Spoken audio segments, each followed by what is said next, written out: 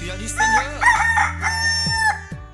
Bonjour bien-aimés dans le Seigneur, nous sommes mardi matin et comme il est de coutume, nous sommes en train de continuer nos enseignements et nous lisons 2 Corinthiens chapitre 11, nous lisons les versets 23 jusqu'à la fin du chapitre, le chapitre 33, 23 à 33. Alors lisons au nom du Seigneur. Sont-ils des ministres de Christ ? Je parle en homme qui extravague. Je le suis plus encore par les travaux, bien plus par les coups, bien plus par les emprisonnements, bien plus souvent en danger de mort. 5 fois j'ai reçu des Juifs 40 coups moins 1. 3 fois j'ai été battu de verge. 1 fois j'ai été lapidé. 3 fois j'ai fait naufrage. J'ai passé un jour et une nuit dans l'abîme.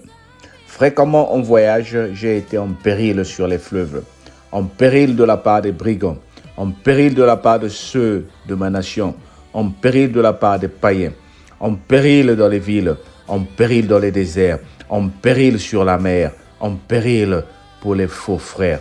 J'ai été dans le travail et dans la peine, exposé à de nombreuses veilles, à la faim et à la soif, à des jeûnes multipliés, au froid et à la nudité. Et sans parler d'autre chose, je suis assiégé chaque jour par des soucis que me donnent toutes les églises. Qui est faible que je ne sois faible? Qui vient à tomber que je ne brûle? S'il faut se glorifier, c'est de ma faiblesse que je me glorifierai. Dieu qui est le Père du Seigneur Jésus-Christ et qui est béni éternellement, sait que je ne mens point. À Damas, le gouverneur du roi d'Arétas faisait garder la ville des Damascéniens pour se saisir de moi. Mais on me descendit par une fenêtre dans une corbeille le long de la muraille et j'échappais de leurs mains. Amen. Waouh. Bien-aimés, cette parole, je la porte aux bien-aimés, aux chrétiens que nous sommes, qui pensent que nous sommes dans des problèmes, qui pensons que nous souffrons. L'apôtre Paul est en train de nous rappeler qu'il a reçu des coups au nom de Jésus-Christ, à cause de Jésus-Christ, qu'il a été mis en prison, qu'il a fait des jeûnes de nudité et de faim. Oh, bien-aimé, c'est pour te dire que la parole de Dieu, l'évangile, être chrétien, ce n'est pas le manger et le boire seulement. Être chrétien, ce n'est pas quand nous témoignons, quand nous recevons la main de l'Éternel. Être chrétien, c'est aussi quand nous recevons des refus. Batindele yope le refus balobi longwa akite longwa namboka oyo. Être chrétien, c'est au moment où nous sommes abandonnés à nous-mêmes. Être chrétien, c'est aussi au moment où il y a des problèmes. Ne pense pas que tu auras toujours la joie quand tu es chrétien. La Bible est en train de dire ici, nous allons vivre toutes ces choses-là. Il dit, l'apôtre Paul, il dit qu'il a été brisé, qu'il a reçu des coups. Je ne suis plus encore par des travaux, bien plus, par des coups, bien plus, par les emprisonnements, bien plus, souvent en danger de mort. Il a été toujours en danger de mort. Regarde un peu dans le milieu où tu es. Quels sont les problèmes qui t'éloignent de la grâce de Dieu? Un petit souci, tu t'éloignes de la grâce de Dieu. Une petite contradiction, tu t'éloignes de la... Une petite contradiction, vous ne voulez plus vous adresser la parole dans la maison. Une petite contradiction, vous vous bloquez. Une petite contradiction, tu sors du groupe WhatsApp de la famille, tu sors du groupe WhatsApp de l'association où toi tu avais intégré. Oh bien-aimé, où vas-tu aller où il n'y aura pas de problème? Où vas-tu aller où il n'y aura pas de contradictions? C'est quel travail où tu vas aller travailler, où on ne va pas te maltraiter, où on ne va pas avoir des problèmes, où on ne va pas parler de toi? La société, le monde dans lequel nous vivons est un monde plein de défis. Mais c'est à toi de te lever lorsque les défis arrivent. C'est à toi de dire, j'ai un Dieu, il ne va pas m'abandonner. J'ai un Dieu, il va intervenir. Je viens te parler, comme en train de dire l'apôtre Paul ici, là. Il y aura toujours une intervention divine pour toi. La ville a été assiégée. Le gouverneur a donné des instructions pour qu'on l'arrête. mais il a été transporté dans une corbeille pour partir. Oh bien-aimé, je viens te parler. Toi qui te sens menacé, toi qui sens qu'il y a des loups, toi qui sens qu'il y a des sorciers autour de toi, Dieu est toujours là pour te veiller. N'aie pas peur des humains. N'aie pas peur des humains. La Bible, je suis en train de dire, qu'on vous accuse de tous les maux, mais qu'on ne vous trouve pas dans les mots qu'on vous accuse. Si tu te plains parce que les gens sont en train de dire sorcière, est-ce que tu es sorcière? Si tu n'es pas sorcière, tu pleures pourquoi? Tu te plains parce que les gens sont en train de dire que tu es menteuse ou tu es menteur, mais tu pleures pourquoi? Laisse-leur parler. Let them talk about you. C'est ça qui fait la gloire. Il faut qu'on parle de toi. Il faut qu'on te critique, mais qu'on ne te trouve pas dans ce qu'ils sont en train de dire.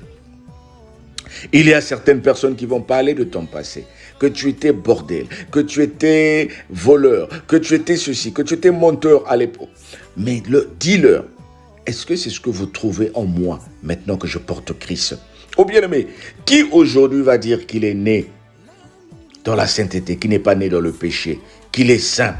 Laisse les gens provoquer, laisse les gens parler de ton passé, laisse les gens te détruire, laisse les gens te salir. Pourquoi tu te défends? Pourquoi tu es en train de perdre la paix à cause des futilités?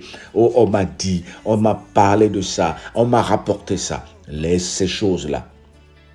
Comme on dit vulgairement, comme on dit couramment, le chien aboie, la caravane passe. Bien aimé, il faut qu'on porte des pierres sur un arbre qui porte des fruits. Et c'est toi. Tu es en train de porter des fruits, voilà pourquoi les gens parlent de toi. Tu es en train de porter des fruits, voilà pourquoi les gens se moquent de toi. Laisse-les te critiquer.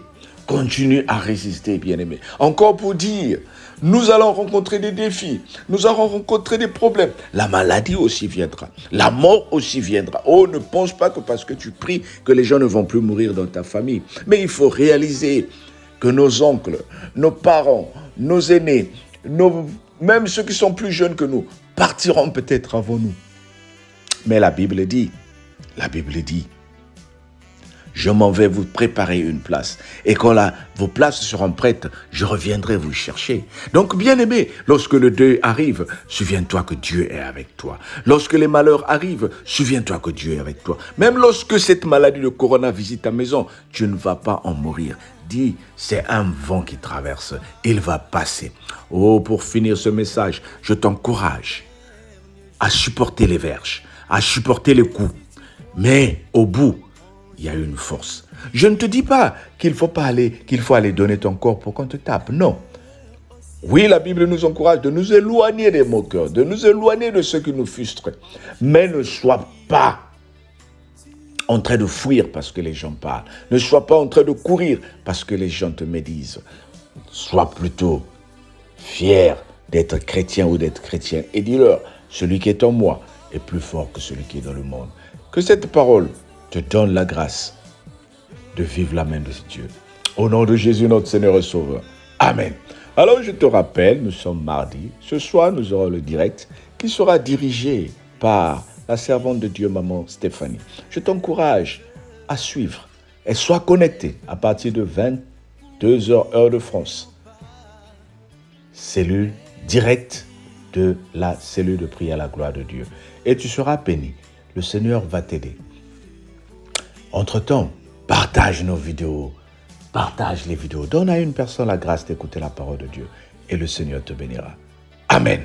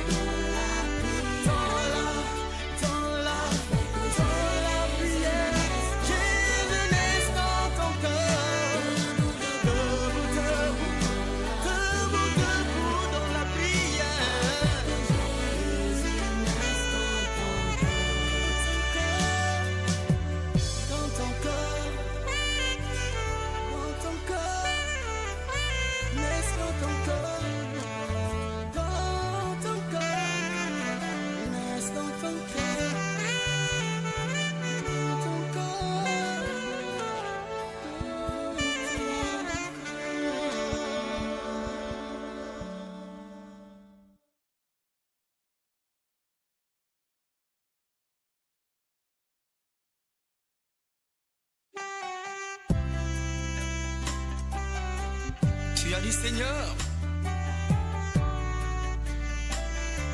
Nos larmes vont se transformer en joie.